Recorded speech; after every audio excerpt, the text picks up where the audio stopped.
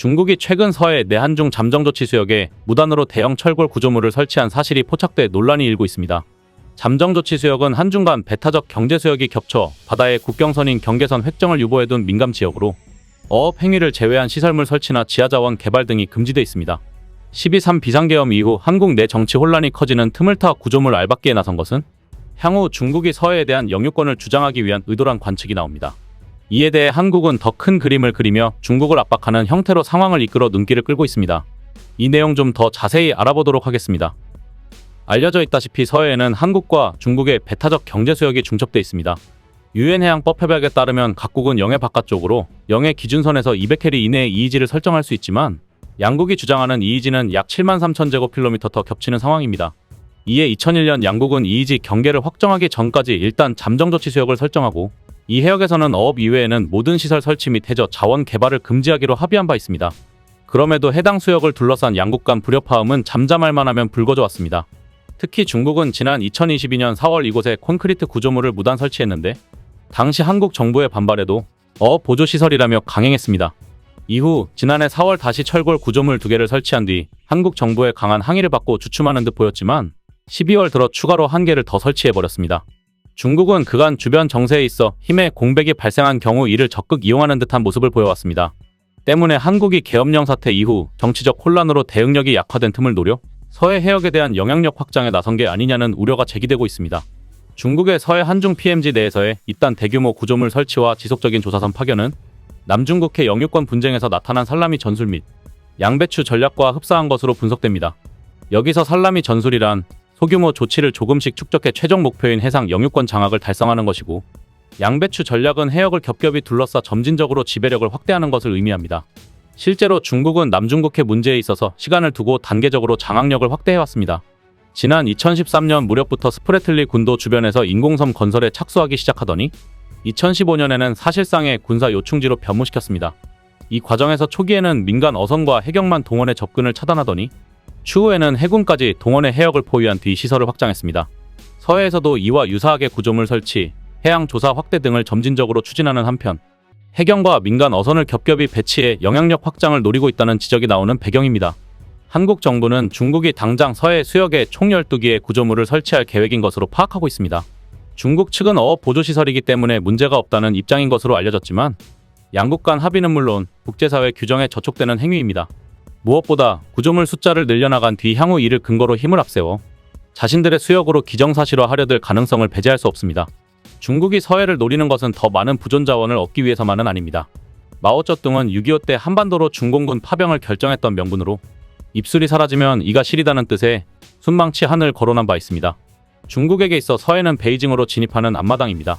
즉 순망치 한노는 한반도가 넘어가면 중국도 위험해진다는 인식의 이론적 배경이고 서해 내외와는 이를 실현하기 위한 외교 군사적 전략 행동인 셈입니다. 중국은 공해에 대한 실효적인 지배를 위해 2가지 전술을 구사해왔습니다. 우선 시진핑 주석이 자국 해경 군복을 입고 함정에 올라 2021년 해경법을 발효시켰습니다. 해경이 주권과 권익의 침해로 간주하는 외국의 행위에 대해 기관총 공격을 포함한 모든 필요한 조치를 할 수 있도록 한 것입니다. 중국은 해군을 동원하지 않고도 주변국과의 해양 갈등을 힘으로 해결할 수 있는 법적 근거를 마련함으로써 미군 개입의 빌미를 차단했습니다. 그 결과 선박나포를 둘러싸고 국제중재재판소 재판도 다반사입니다. 서해를 중국의 내해로 만들려는 회색지대화 전략은 대만 문제와 어울려 복잡한 양상을 불러일으킬 것으로 보입니다. 2010년부터 중국은 서해를 내해화함으로써 유사시 주한미군의 기동을 약화시키고 대만 점령 작전에서 한미 해군의 연합작전을 무력화하려고 합니다. 접근 저지와 영역 거부 전략 아래 한중 잠정조치 수역에 구조물을 설치한 이후에는 인공섬에 미사일을 배치해 백령도, 평택 제2함대사령부, 미군 기지 등 수도권을 겨냥할 것입니다. 일본은 중국의 회색지대 전략에 맞서 대만 인근 요나고니 등 7개 섬의 미사일 진지를 구축했습니다. 중국의 서해 내해화 전략은 우리 안보의 옆구리가 치명적인 타격을 받을 수 있는 사안입니다. 외교적으로 무단 가설물의 철거를 요구하지만 여의치 않으면 유사한 시설을 건설하는 대응 전략도 불가피해 보입니다. 초기 대응에 실기하면 서해는 중국의 앞바다가 될 것이기 때문입니다. 이에 맞서 한국은 동남아시아를 향한 방위산업 활성화로 중국을 압박하는 형국입니다. 남중국해 분쟁에 따른 긴장 고조로 군비 지출을 늘리고 있는 동남아시아 국가들이 중국 대신 한국산 무기를 찾으면서 한국 방위산업이 수혜자가 될 것이라는 평가가 나왔습니다. 홍콩 사우스차이나 모닝포스트는 15일 동남아시아가 새 무기 공급자를 찾으면서 중국의 손실이 한국의 이익이 되는 이유라는 제목의 기사에서 이같이 진단했습니다. SCMP는 중국이 동남아에서 주요 무기 공급국이지만 지정학적 마찰로 이 지역 국가들이 다른 공급처를 찾고 있으며 가격 대비 성능이 뛰어나고 정치적 위험 부담이 적은 한국산 무기가 저변을 빠르게 확대하고 있다고 지적했습니다. 이러한 추세는 남중국해에서 군사적 긴장이 고조되면서 더 두드러지고 있습니다. 중국은 남중국해의 약 90%에 대해 영유권을 주장하면서 베트남, 필리핀, 대만, 말레이시아, 브루나이 등 동남아시아 국가와 마찰을 빚고 있습니다. 이 가운데 중국과 자주 충돌해온 필리핀이 동남아에서 가장 빠르게 성장하는 한국 무기 수출 시장으로 꼽히지만 태국처럼 중국과 영유권 문제로 얽히지 않은 국가나 옛 소련 무기를 사용해온 베트남도 한국 무기의 새로운 고객으로 떠오르고 있다고 이 신문은 짚었습니다. 필리핀은 앞서 2014년 도입해 운용 중인 한국산 전투기 FA50을 12대 추가 구매하기 위한 협상을 진행 중이며 2028년까지 원해 경비함 6척 등 12척 이상의 한국산 함정을 배치할 것으로 예상됩니다. 베트남은 약 20문의 한국산 K9 자주포 도입 협상이 마무리 단계로 조만간 계약 체결을 앞둔 것으로 알려졌습니다. 태국의 경우 동남아에서 중국산 무기의 최대 고객이었으나 중국산 잠수함 도입 실패 이후 중국산 무기를 더 구매하지 않을 가능성이 있다고 싱가포르 싱크탱크 ISEAS 유소프 이상 연구소의 이언 스토리 선임연구원이 지적했습니다. 태국은 2017년 중국 선박 중공국제무역공사와 S-26T 위안급 잠수함 3척 수입 계약을 체결했으나 유럽연합이 대중국 무기 수출 금지 조치로 독일산 엔진을 탑재하지 못하게 되자 2023년 도입을 사실상 취소했습니다. 전문가들은 중국이 서방과 긴장 관계라는 정치적 공통점과 경제적 유대감, 중국산 무기와 호환되는 옛 소련 무기 사용 경험 등을 토대로 동남아 국가에 무기를 수출할 수 있었으나 이제는 이런 동력이 약해졌다고 진단했습니다. 또 남중국해 분쟁으로 동남아 국가들 사이에서 중국에 대한 신뢰가 부족해지고 서방 표준 무기 체계에 대한 선호가 높아지면서 이 지역에서 한국산 무기가 대안으로 주목받고 있다고 전문가들은 말하고 있습니다. 동남아 국가 입장에서 한국산 무기의 장점은 미국 등 서방 무기 대비 가격이 저렴하면서 확실한 품질을 갖췄다는 점입니다.